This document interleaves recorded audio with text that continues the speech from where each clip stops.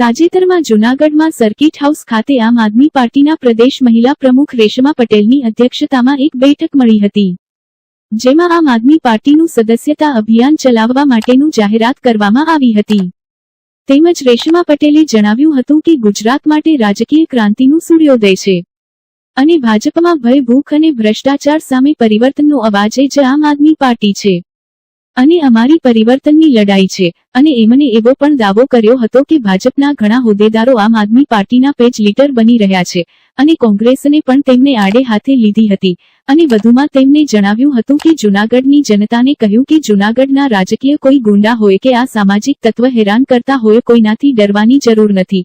અમે તમારા માટે લડશું। કોઈ પણ તંત્ર ધાક ધમકી આપે કે ડરાવે તો અમારો સંપર્ક કરજો, અમે તેમને આવીને પાડી દઈશું।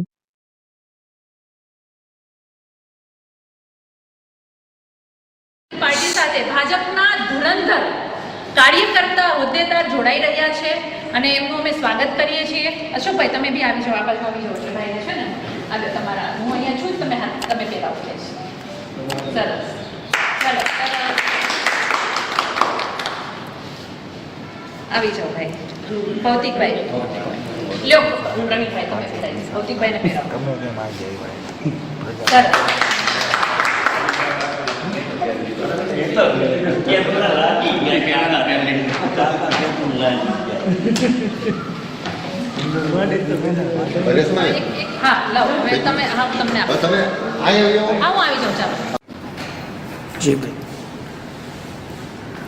જય હિન્દ।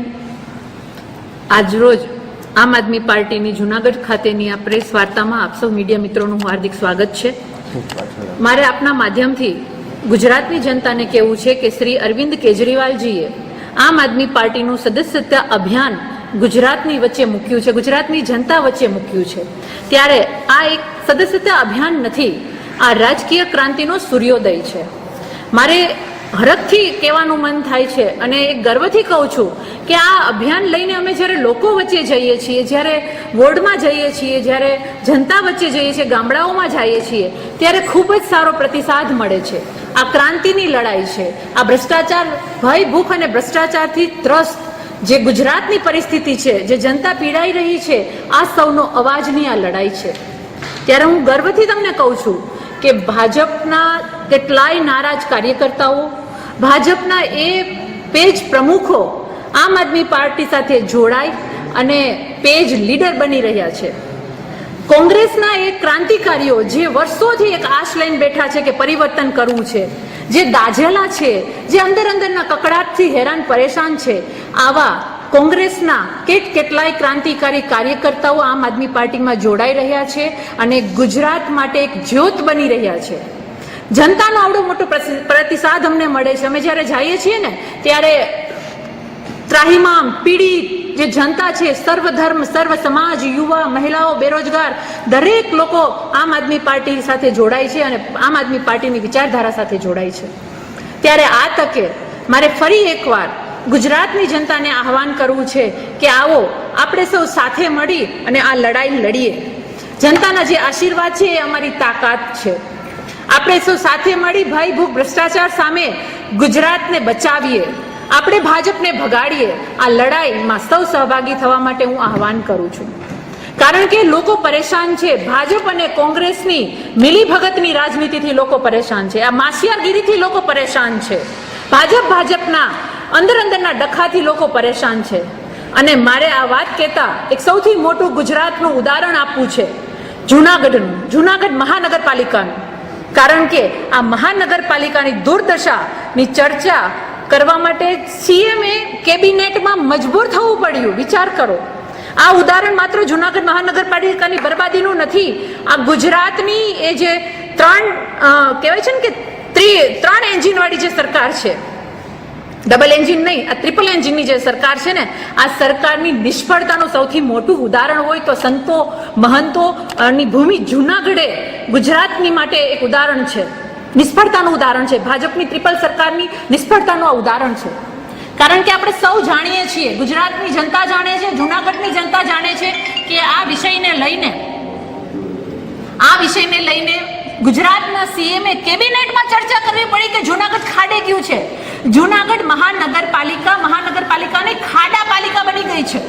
આવી પરિસ્થિતિ જૂનાગઢની છે. એટલા માટે કહું છું કે આ સંતો અને સાવજોની જે ભૂમિ છે, આ પર્યટન સ્થળ છે, અહીંયા કેટલો બધો ઇતિહાસ આવેલો છે. આ મહાનગરપાલિકાની આ ટ્રિપલ એન્જિનની સરકારની નિષ્ફળતાનું ઉદાહરણ છે. અહીંયા શું થઈ રહ્યું છે? અહીંયા ભાજપ લડી રહ્યા છે. કઠણાઈની વાત તો જુઓ જૂનાગઢ માટે અને ગુજરાત માટે, કે જૂનાગઢના ધારાસભ્ય લેટર બોમ્બ ફેંકી રહ્યા છે. સામે ભાજપના જે કાર્યકર્તા છે એ એનો વિરોધ કરી રહ્યા છે. એટલે કે ભાજપ પોતે એકબીજાના ઝઘડામાંથી, ટાંગાખેંચમાંથી ઊંચા નથી આવતા. કોંગ્રેસની વાત કરીએ તો કોંગ્રેસ અને ભાજપ એકબીજાના પ્રત્યાક્ષેપોમાંથી ઊંચા નથી આવતા. અને આ બધાયના વચમાં જનતાની શું હાલત છે ને સૌ જાણે છે. આજે ત્રસ્ત થઈ ગઈ છે જનતા, ભ્રષ્ટાચારથી ત્રસ્ત થઈ ગઈ છે. રોડ, રસ્તા, ખાડા, ગટરો બધા જ ત્રસ્ત થઈ ગઈ છે. અને આટલા માટે જ કહીએ છીએ કે આ મિલીભગતની રાજનીતિની માનસિકતામાંથી બહાર નીકળો. ભાજપ કોંગ્રેસની આ માનસિકતામાંથી બહાર નીકળો. કારણ કે આ જે છે ને આપણે સૌ જાણી ચૂક્યા છીએ કે કઈ રીતની રાજનીતિ કરી રહ્યા છે. હવે એક ભાજપના ધારાસભ્ય એવું કહી રહ્યા છે કે કોંગ્રેસના પૂર્વ ધારાસભ્ય ભ્રષ્ટાચાર કરી રહ્યા છે. વસ્તુ તો સમજો. અને પૂર્વ કોંગ્રેસના ધારાસભ્ય એમ કહી રહ્યા છે કે સાબિત કરો. અને તમારા વચ્ચે જનતા પીસાઈ રહી છે, જૂનાગઢ પીસાઈ રહ્યું છે, ગુજરાત પીસાઈ રહ્યું છે. શર્મ કરો હવે. અને આ બધાને મારે આપના માધ્યમથી કહેવું છે કે આમ આદમી પાર્ટી કહી રહી છે કે ભ્રષ્ટાચાર કરીને હવે પેટ ભરાણા હોય, ખીચા ભરાણા હોય, ઘર ભરાણા હોય ને તો જનતા માટે જે સગવડો છે એ આપો. રોડ રસ્તાના ખાડા પૂરો, જૂનાગઢની વ્યવસ્થા સુધારો. જૂનાગઢ મહાનગરપાલિકાની વ્યવસ્થાની પાર્ટી કહી રહ્યું છે. જૂનાગઢની જનતાને કેવું છે કે કોઈથી ડરવાનું નથી. રાજકીય ગુંડાઓથી ડરવાની જરૂર નથી.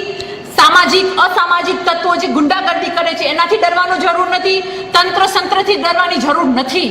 આમ આદમી પાર્ટી તમારા વચ્ચે છે, તમારા માટે સંઘર્ષ કરશે અને તમારા માટે આ લડાઈ લડશે. આવો સૌ સાથે મળીને અમારા સદસ્યતા અભિયાનમાં જોડાઓ. જૂનાગઢની જે વાત આવે છે, આજે અમે જૂનાગઢની ધરતી ઉપર રહીએ છીએ એટલે વિશેષ હું જૂનાગઢને કહું છું કારણ કે આ જૂનાગઢનું ઉદાહરણ સીએમએ મૂક્યું છે. અને ગુજરાત માટે આ એક નબળી, નિષ્ફળ, જે કહેવાય છે ને કે ટ્રિપલ એન્જિનની સરકાર છે એનું સૌથી મોટું ઉદાહરણ છે. એટલા માટે હું જૂનાગઢની વાત કરી રહી છું. જૂનાગઢની ગલીઓમાં અમે જવાના છીએ. અમે વોર્ડ સુધી જાશું, અમે બૂથ સુધી જાશું અને જનતાને સાથે રાખી અને એના સમાધાનની માંગ માટે અમે ભાજપને લલકારશું. ભાજપને કહેશું કે અમને સમાધાન જોઈએ છે. મજબૂર કરી દેશું ભાજપ સરકારને કે તમારે આ કામ કરવું જ પડશે.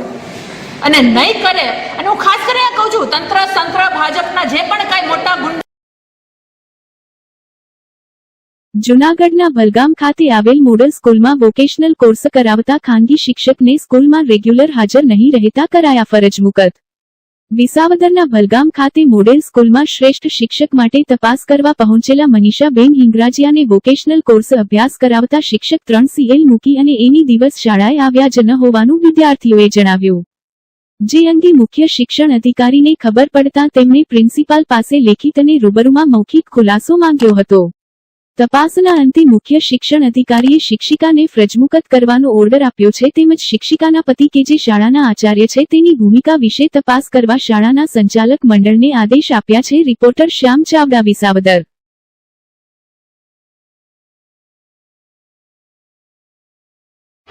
હું AR Sorathiya, middle school Bhalgam, principal, તાલુકો વિસાવદર.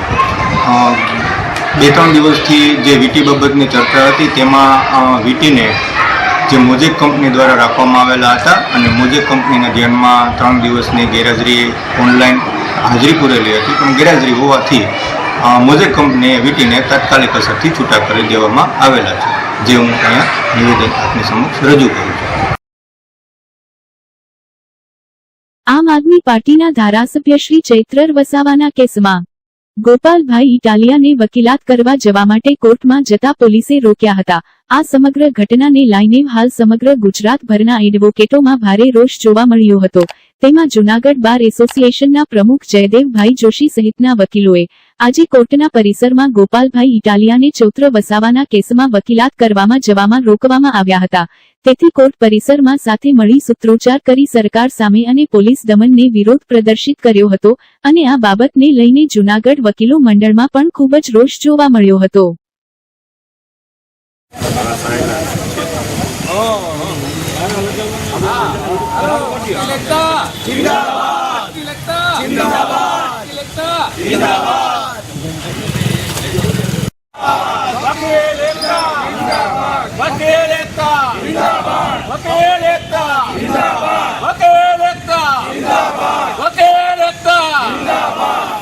हमारी मांगे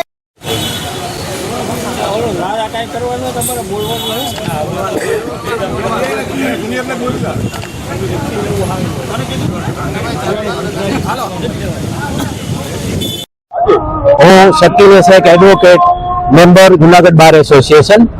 તાજેતરમાં જે એક એડવોકેટને રાજપીપળાની કોર્ટમાં તેના ક્લાયન્ટને મળવા માટે જવા માટે રોકવામાં આવ્યા. ખરેખર વકીલ છે ઓફિસર ઓફ ધી કોર્ટ છે, એને મળવા જવું હોય કે એવું કંઈ કહેવાનું નહીં, એ ગમે ત્યારે કોર્ટમાં જઈ શકે છે, પબ્લિક પ્રિમાઇસીસ છે, એટલે વકીલને વકીલાત કરતા કોઈ રોકી ન શકે. તાજેતરમાં ઈડીએ જે વકીલોને પોલીસે સમન્સ કરેલા હતા એની માટે કરીને સુપ્રીમ કોર્ટમાં વકીલો ગયેલા હતા, એટલે સુપ્રીમ કોર્ટે કહી દીધું કે ભાઈ ક્લાયન્ટ પાસેથી માહિતી મેળવેલી હોય એ જાણવા માટે પોલીસ વકીલને સમન્સ કરી ન શકે. એટલે વકીલ પોતાની ખાનગી બાબત, ખાનગી માહિતી મેળવવા માટે ગમે ત્યારે વકીલ પાસે જઈ શકે છે.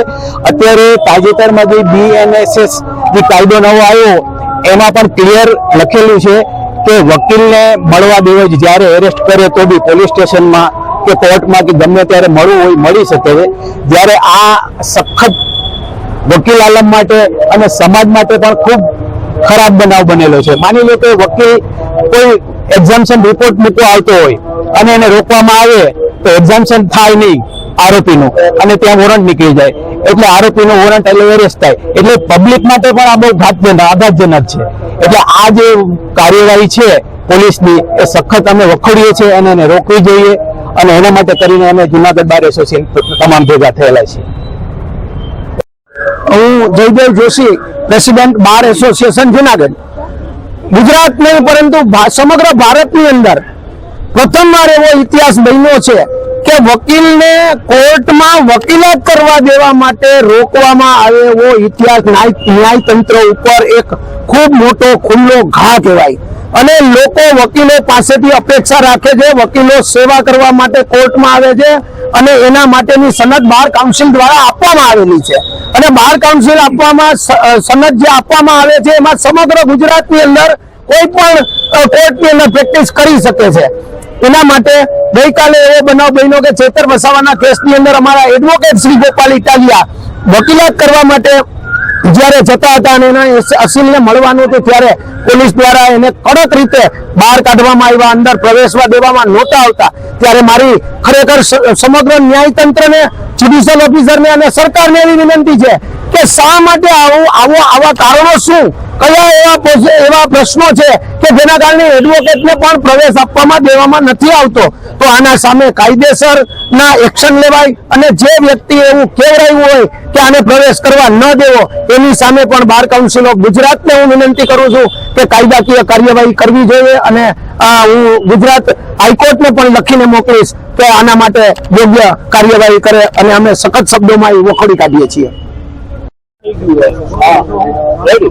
કિરીટ સંઘવી, એડવોકેટ જુનાગઢ. ભારતના સ્વાતંત્ર્ય ઇતિહાસમાં પણ વકીલોનો રોલ બહુ જ મોટો હતો, અને દરેક ક્ષેત્રમાં જ્યાં સ્વતંત્રતાનો વિષય હોય ત્યાં વકીલોનો મોટો રોલ હોય છે. કાલે તેવો બનાવ બન્યો, પોતાના અસીલને મળવા માટે પોલીસે વકીલને રોક્યા. મારી દ્રષ્ટિએ ભારતના બંધારણના અનુચ્છેદ 14 અને 21 નો ભંગ થાય છે, કારણ કે અને એડવોકેટ એક્ટની જોગવાઈનો પણ ભંગ થાય છે. કારણ કે કોઈ પણ વકીલને પોતાના અસીલને મળવાનો અધિકાર છે, કારણ કે અસીલ પાસેથી સૂચના લેવામાં આવે. ફાંસીની સજા પામેલો કેદી હોય એને પણ જેલમાં જઈને વકીલ મળી શકે છે, અને એના માટે સર્વોચ્ચ અદાલતે ચુકાદા પણ આપ્યા છે. એને બદલે કોઈ અગમ્ય સૂચના રાજ્ય સરકારની હોય, નેતાની હોય કે અન્ય કોઈની હોય, એનાથી ગોપાલ ઇટાલિયાને એક વકીલ તરીકે પોતાના અસીલ એટલે કે ચેતર વસાવાને મળવા માટેની પોલીસે અટકાયત કરી, એટલું જ પણ જવા ન દીધા. આ ભારતની લોકશાહી માટે ખૂબ જ ખતરારૂપ છે, કારણ કે જ્યારે જ્યારે કોઈ પણ બંધારણનો ભંગ થાય છે, કોઈ પણ કાયદાનો ભંગ થાય છે, અતિરેક ઓથોરિટીનો થાય છે, ત્યારે વકીલ એકમાત્ર સહાય છે. વકીલ એટલે કે ન્યાયતંત્ર. તો આ ન્યાયતંત્રમાં પણ જવાનો જો ઇનકાર કરે તો એ લોકશાહી માટે ઘાતક છે, કન્ટેમ્પ ઓફ ધી કોર્ટ છે, અને ભારતના બંધારણનો પણ ભંગ થાય છે. એટલા માટે મારે નામદાર ગુજરાત હાઈકોર્ટને પણ વિનંતી છે કે આ ઘટનાની નોંધ પબ્લિક ઇન્ટરેસ્ટ લિટિગેશન તરીકે લઈ અને એક ગાઈડલાઇન્સ આપે કે પોલીસ કઈ સંજોગોમાં વકીલને રોકી શકે અને વકીલના શું રાઈટ છે, પોલીસના શું રાઈટ છે, અને ન્યાયતંત્રમાં જવા માટે ન્યાયની અદાલતમાં જ્યારે પોતાના અસીલને હાજર કરે ત્યારે વકીલ જઈ શકે કે કેમ જઈ શકે, તો કઈ રીતે જઈ શકે, આની માટેનો એક એસઓપી અથવા ગાઈડલાઇન્સ નક્કી કરે, એના માટે નામદાર ગુજરાત હાઈકોર્ટને પણ મારી અતિ નમ્ર અરજ છે. જૂનાગઢ ભવનાથમાં આવેલ અવધૂત આશ્રમ ખાતે મનતી મહાદેવ ગિરિબાપુના નેજા હેઠળ ગુરુ પૂર્ણિમા મહોત્સવ ઉજવણી ભવ્યાતિભવ્ય રીતે કરાશે, તેમજ ભવનાથ ક્ષેત્રમાં આવેલ પુનિત આશ્રમ, ભારતી આશ્રમ, ત્રિલોકનાથ આશ્રમ ખાતે ગુરુ પૂર્ણિમા મહોત્સવની ઉજવણી ભવ્યાતિભવ્ય રીતે કરાશે. જોઈએ તેનો ખાસ અહેવાલ માત્ર અમારી ન્યૂઝ ચેનલ પર.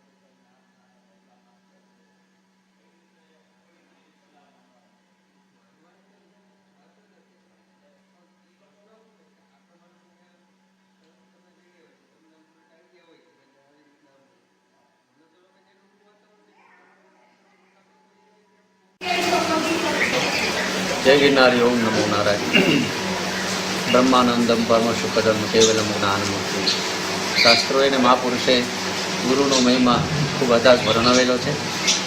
અષાઢ સુદ પૂર્ણિમા એટલે ગુરુ પૂર્ણિમા પણ કહે છે અને એને વ્યાસ પૂર્ણિમા પણ કહે છે.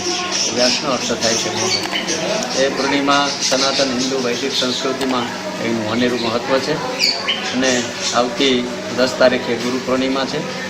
અવધૂત આશ્રમમાં પણ ખૂબ જ ધામધૂમથી ગુરુ પૂર્ણિમા મહોત્સવ ઉજવવાનો છે. બ્રહ્મલીન પરમ પૂજ્ય શ્રી બાલકૃષ્ણ ગિરી બાપુની સમાધિ પૂજા, 9 તારીખ સાંજે ભજન અને ભોજનની સાથે સત્સંગનો પણ લાભ ખૂબ જ બહોળી સંખ્યામાં ભાવિ ભક્તો લેવાના છે. આ પણ સર્વ અહીંયા ભોજન અને ભક્તિના સમન્વય સાથે પધારો. જય જગતના, જય ગિરનારી, ઓમ નમો નારાયણ. બાપુ આનું મહત્વ કઈ રીતે હોય છે ગુરુ પૂર્ણિમાનું? આમ તો ગુરુ બિના ભવનેથી તરહી ન કોઈ, ચાહે બિરંસી શંકર સમ હોય. ગુરુ વગેરે ક્યારેય કોઈનો ઉદ્ધાર થતો નથી અને ગુરુનો સીધો અર્થ છે ગુ એટલે અંધકાર અને રૂ એટલે પ્રકાશ. જે અંધકારમાંથી પ્રકાશ તરફ લઈ જાય એનું નામ ગુરુ છે. તો વ્યક્તિને અજ્ઞાનમાંથી જ્ઞાન તરફ લઈ જવા માટે ગુરુ અનિવાર્ય છે. અને આપણા 24 અવતારથી લઈ જેટલા પણ મહાપુરુષો થયા એ બધાએ ગુરુના માધ્યમથી પોતાને જે કાંઈ અનુભવો થયા છે એ ગુરુના માધ્યમથી જ થતા હોય છે. એટલે ગુરુ એ જીવનનો બહુ એક મહત્ત્વનો એક એવો ભાગ છે કે આ જીવને શિવ સુધી પહોંચવા માટે ગુરુ જ માધ્યમ છે. એટલે ગુરુ એ જીવનનો આપણી પરંપરામાં આપણા સંસ્કારોમાં પણ ગુરુકુળ અને ગુરુનું અનેરું મહત્વ રહ્યું છે.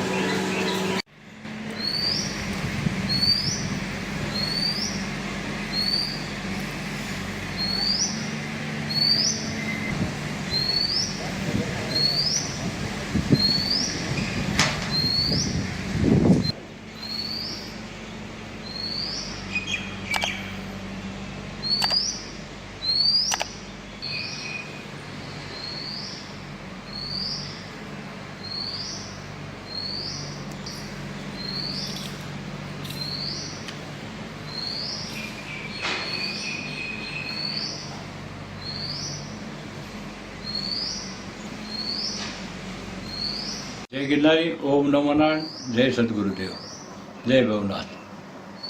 દર વર્ષેની જેમ આ વખતે પણ 10/7 ગુરુ પૂર્ણિમાનો તહેવાર, જે વ્યાસ પૂર્ણિમા કહેવાય છે.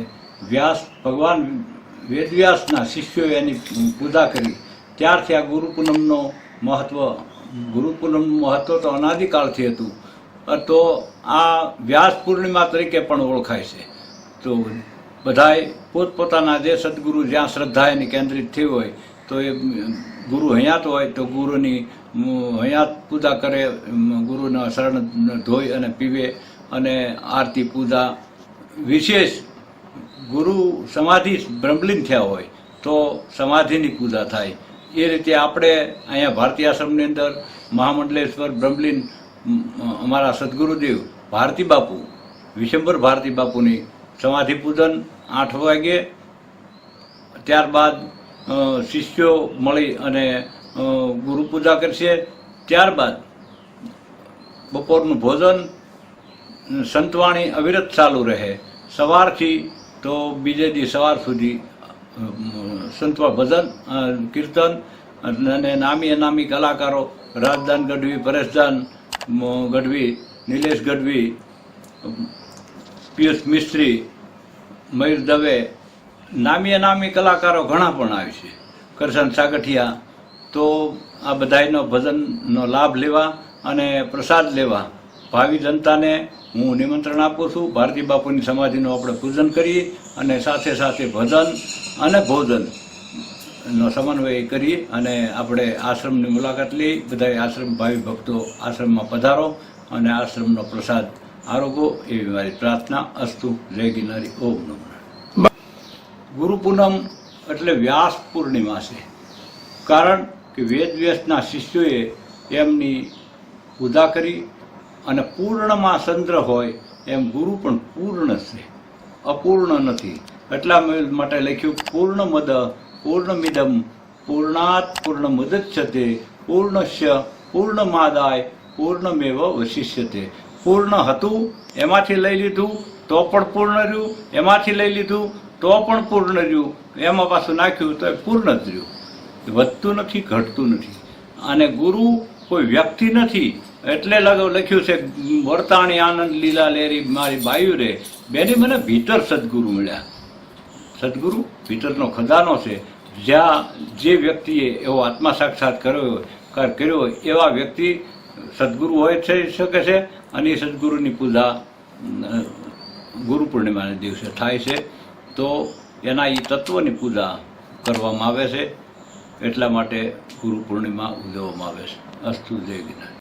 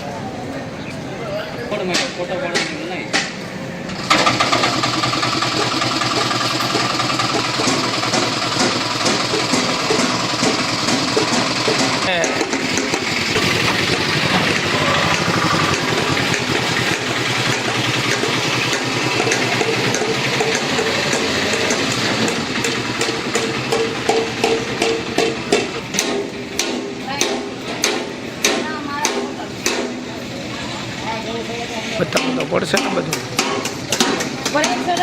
હાજર ન્યૂઝમાં બતાવશું હું નકર.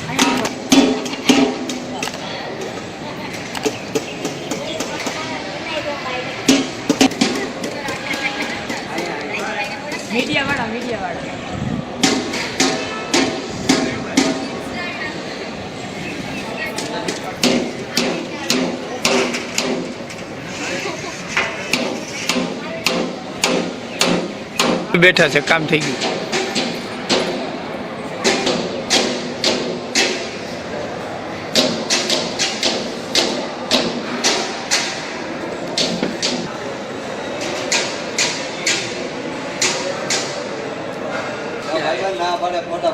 મીડિયા વાળા છે, અમને ના ન પાડે. અહીંયા સમય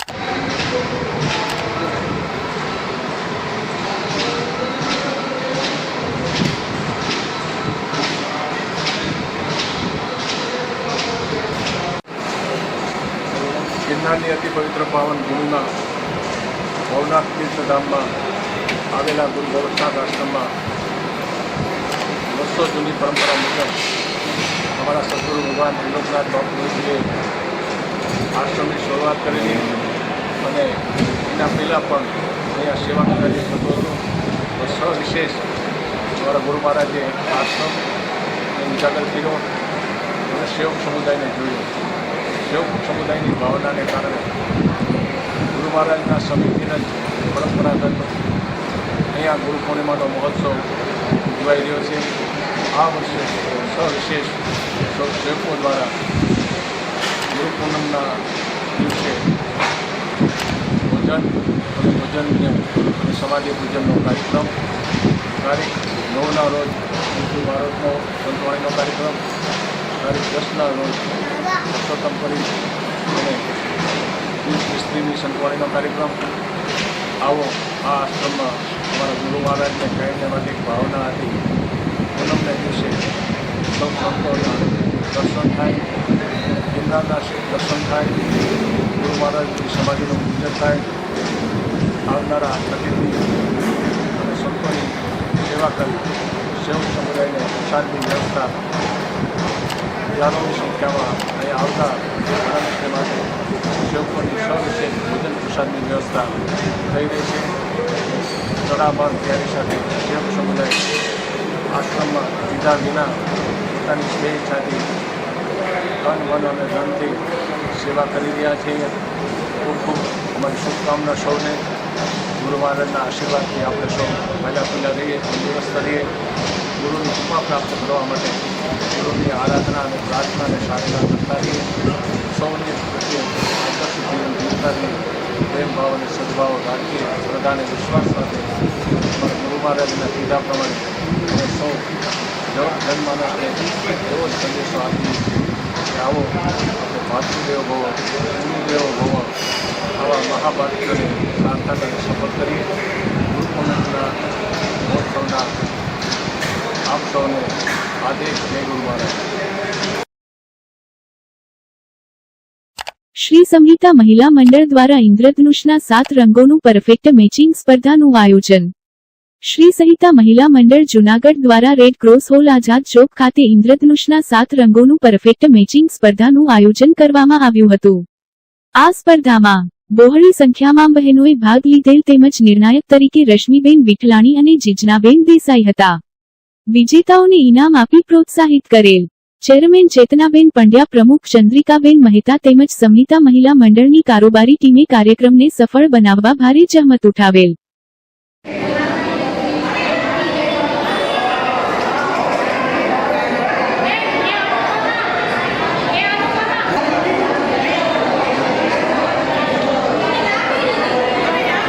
વિરોધી છું.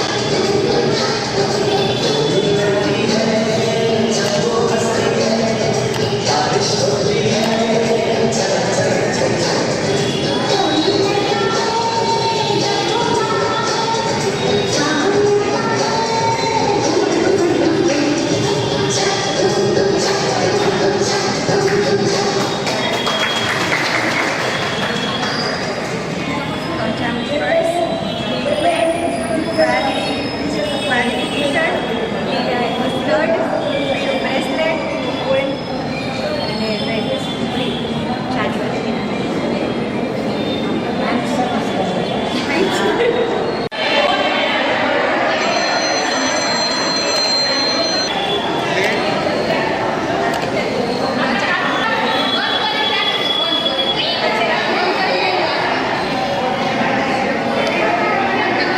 હલો સ્ટાર્ટ રેડી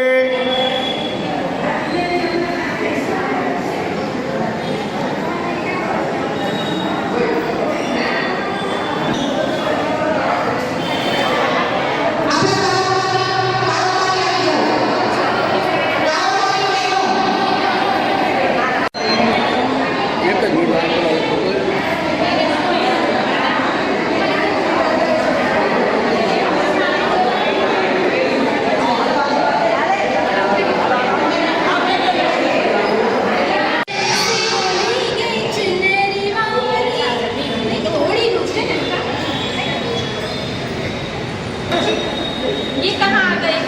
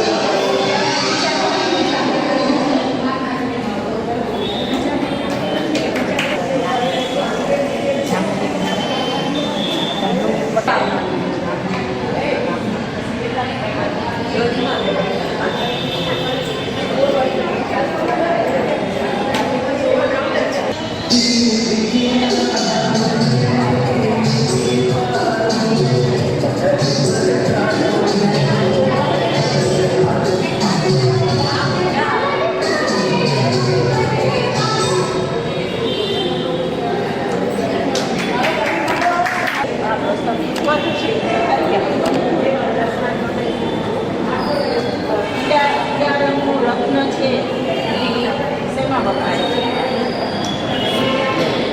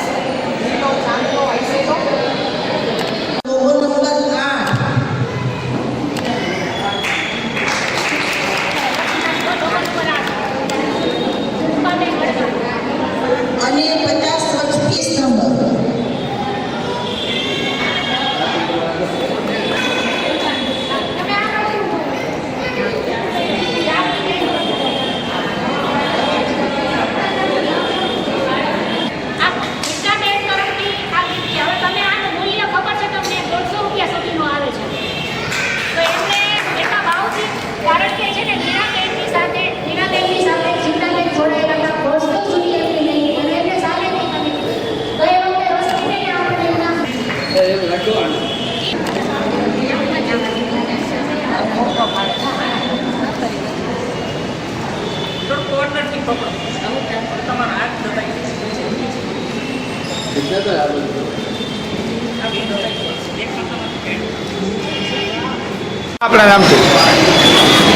નામથી શું કાર્યક્રમ હતો ને શું વાત આજે હતી? આપણે અહીંયા સંહિતા મહિલા મંડળ દ્વારા રેડક્રોસ આઝાદ ચોકમાં એક બહુ સરસ મજાનો કાર્યક્રમ રાખવામાં આવેલો, જેમાં અમે સંહિતા મંડળના સભ્યો છીએ. તો આજે અમે બધાએ બહુ જ મજા કરી. અત્યારે વરસાદી માહોલ છવાયેલો છે અને વરસાદની સિઝન છે, તો આજના કાર્યક્રમની થીમ હતી મેઘધનુષ, જેમાં બહેનોને પાર્ટિસિપેટ કરવાનું હતું. મેઘધનુષને અનુરૂપ કલરના કપડાઓ પહેરીને આવવાના અને સુંદર મજાના વરસાદના ગીતો ઉપર એમને પોતાની કૃતિ રજૂ કરી અને કેટવોક કરવાનું હતું. ને અમને જોઈને બહુ જ આનંદ થયો. બીજું હતું વરસાદને લગતા પ્રશ્નોત્તરી, 1 મિનિટમાં પ્રશ્નોના જવાબ પ્રવૃત્તિ, જે બધી બહુ સરસ ટ્રેના છે. અમને બધાને ખૂબ જ મજા આવી અને બહુ જ આનંદ કર્યો.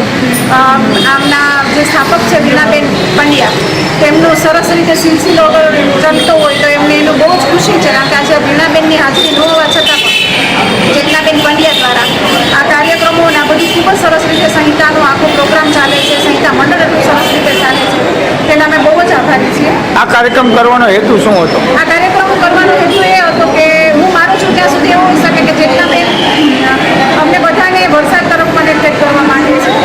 વરસાદનું ખરેખર મહત્વ શું છે? ખાલી વરસાદના ફૂટા પાડીને મૂકી દેવાથી વરસાદની મજા નથી મળતી, પણ વરસાદ પાછળના જે કારણો છે, એક મજબૂત જેવી સામાન્ય વસ્તુ પણ આપણા જીવનમાં કેટલી બધી સરસ રીતે આપણે એને સમજી શકીએ છીએ. એ આશયથી અમને આજે અહીંયા આ પ્રોગ્રામનું આયોજન કરવામાં આવે. મારું નામ અનુપમા રાજ છે. વીણાબેન દ્વારા નિર્મિત સંસ્થા સંહિતા મંડળ અત્યારે ચેતનાબેન ચલાવે છે. ચેતનાબેને વરસાદી વાતાવરણમાં ઇન્દ્રધનુષના 7 રંગ, જાનીવાલી કિનારા એટલે કે જાંબલીને બધે 7 કલર નિર્મિત એક આયોજન કરેલું છે કે આખું ડ્રેસિંગ તમારે 7 કલરમાં આવી જવું જોઈએ અને એક કલર હાઇલાઇટ થઈ જવું જોઈએ એવી રીતના. અને એ મ્યુઝિક દ્વારા વરસાદી વાતાવરણમાં ડાન્સ સાથે કેટવોક કરીને કરવામાં આવ્યું છે. અને આવું જો આજે કહેવાય ને એ પહેલી વખત જૂનાગઢમાં થયું છે કે ઇન્દ્રધનુષના 7 રંગ દરમિયાન જે પ્રોગ્રામ કરવામાં આવ્યો છે ને ફર્સ્ટ ટાઈમ જૂનાગઢમાં યોજવામાં આવેલો છે. ચેતનાબેને ખૂબ જ મહેનત કરી, ઇનામો પણ બધાને ખૂબ સરસ આપ્યા છે અને બધા જ ને બહુ પ્રોગ્રામમાં ખૂબ મજા આવી છે. આ કાર્યક્રમ કરવાનો હેતુ શું હતો આજે? આ